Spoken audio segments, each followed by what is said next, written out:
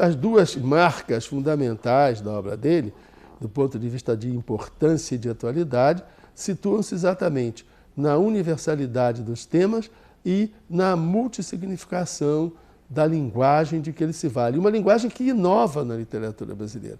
Machado antecipa a modernidade no romance.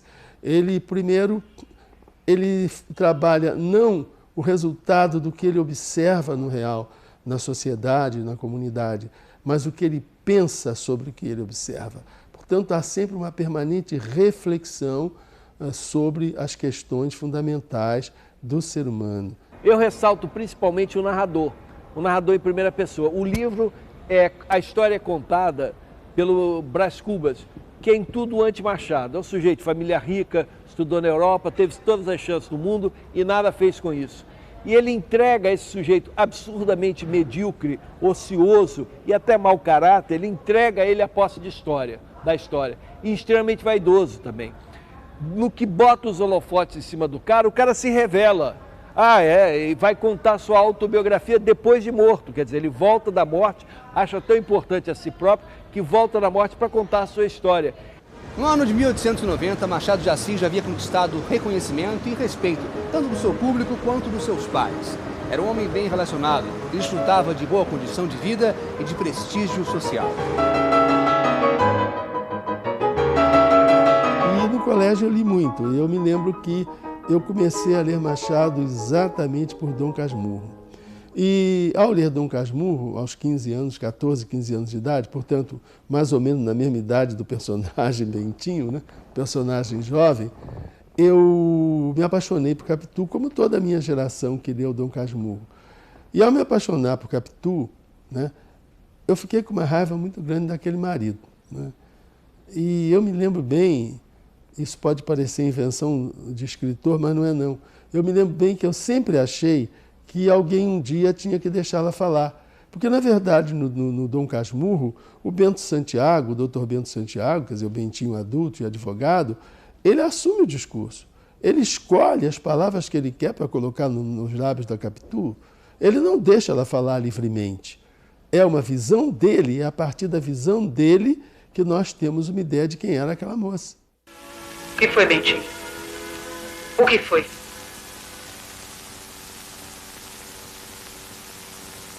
Bentinho, o que aconteceu? Explique. Não há o que explicar. Não há como. E esses gritos? Essas lágrimas? O que houve entre Ezequiel e você? Então você não ouviu o que eu disse? Se ouvisse, não estaria perguntando.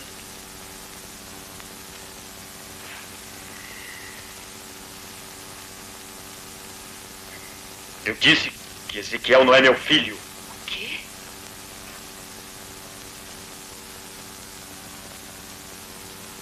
Quê? Disse que Ezequiel não é meu filho. Você enlouqueceu. Aos 50 anos, Machado de Assis é considerado o maior escritor de literatura brasileira. Em torno dele se reuniam algumas das pessoas mais admiradas do país.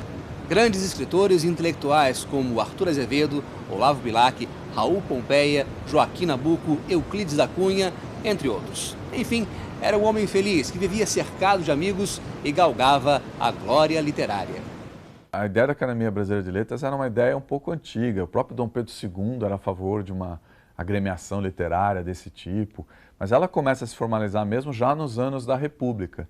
E aí o modelo que os escritores tomam é o da Academia Francesa, que aliás era uma academia lá do século XVII. Né? Então até o número de participantes, 40 cadeiras, é tirado diretamente do modelo francês.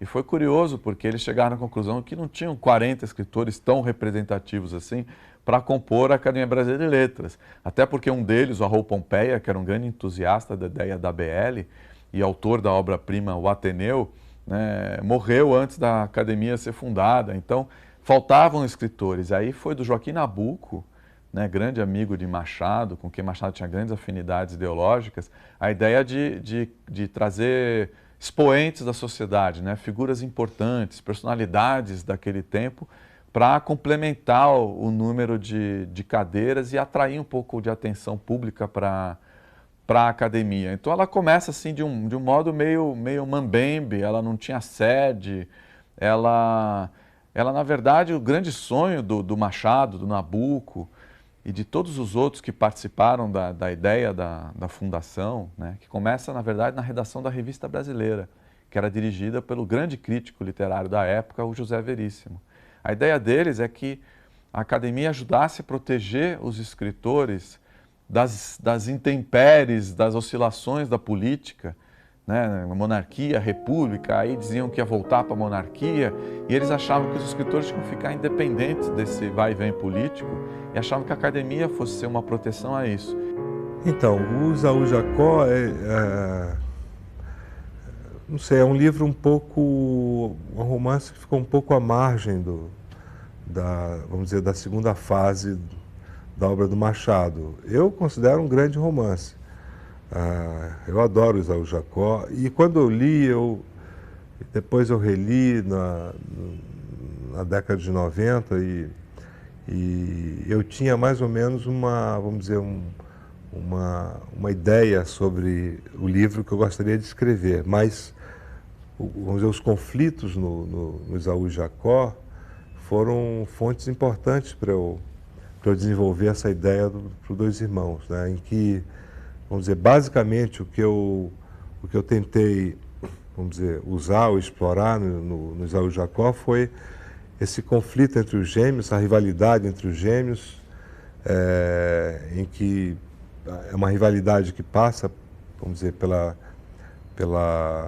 disputa de uma moça chamada Flora, né? Mas no fim vamos dizer, essa disputa é quase fútil, né? Quer dizer, como também é fútil a rivalidade política entre ambos, né? Em 1892 começaram a circular pelas ruas do Rio os primeiros bondes elétricos. Era o anúncio da chegada de um novo século. Quanto ao século, os médicos que estão presentes ao parto reconhecem que este é difícil, crendo uns que o que aparece é a cabeça do 20 e outros que são os pés do 19. Eu sou pela cabeça, como se sabe. Bom, o Machado sofreu um impacto muito grande com todas as transformações que o fim de século lhe aguardavam, né? Na verdade, ele sempre se disse um homem do século XIX, né? E, na verdade, se você pegar as obras do Machado até Dom Casmurro, são obras cuja história normalmente se passa nos anos 50, 60, até o comecinho dos anos 70. Machado escreve pouco sobre os anos posteriores a 1872, por exemplo, né? Ele só vai fazer isso nos seus 2 últimos livros, que justamente falam da passagem da monarquia para a república, em 88 e 89, que são Isaú Jacó e Memorial de Aires. Então você vê que o mundo do Machado era um mundo que no final dos anos 80, ele já começando a ficar doente, já tendo escrito a maior parte da sua obra, é um mundo que se transforma rapidamente. E Machado era, como eu disse, a favor da abolição, mas ele era um monarquista. E quando vem a República, em 1889, apenas 1 ano e meio depois da abolição, ele, assim como Nabuco, ambos ficam impactados com aquela virada, porque eles esperavam o tal do terceiro reinado, que seria com a Isabel, né? Isabel seria rainha e a monarquia brasileira continuaria, que era o que ambos desejavam. Além disso, havia a febre dos papéis na Bolsa de Valores, havia toda uma mudança de comportamento, o início, a cabeça ali do século XX, e Machado não entendia aquilo. Prendam esse impostor! Eu tenho direito de me defender dessa impostura? Fato, ele tem direito a uma réplica. O senhor José Ferreira foi meu paciente há muitos anos. Ele sofre da trágica moléstia de assumir várias personalidades falsas, como esta, de médico. A loucura dele é dizer que é médico. E a loucura dele é dizer que eu sou louco.